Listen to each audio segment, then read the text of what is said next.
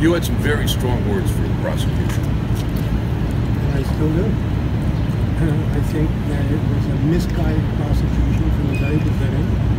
It was a rush to judgment where they decided on the basis of no evidence other than what was evidently lying and misleading by Michelle Bond to decide that McCarthy was the perpetrator, and she wasn't.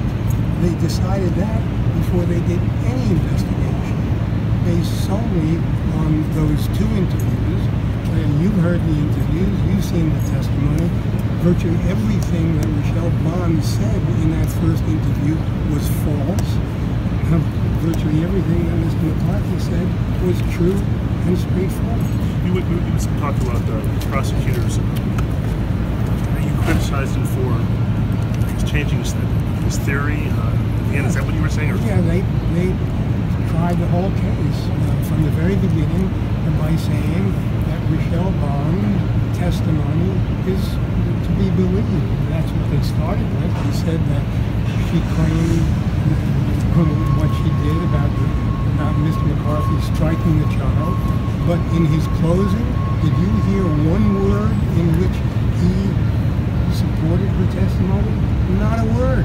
He didn't say believe her, because even he didn't believe her. Jonathan, that Hail Mary that the judge apparently accepted after closing, basically suggesting joint venture, it's got to be your biggest argument, the best argument for an appeal. I think that certainly was wrong, dead wrong, and clearly prejudicial.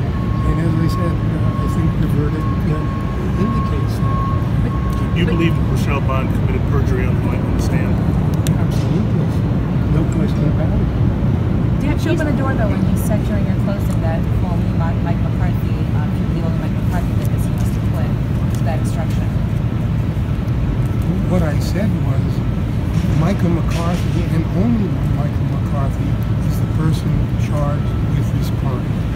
That is true. There was nobody else charged with the crime. Nobody was charged with being a joint venturer. Nobody was charged with having aided or assisted him.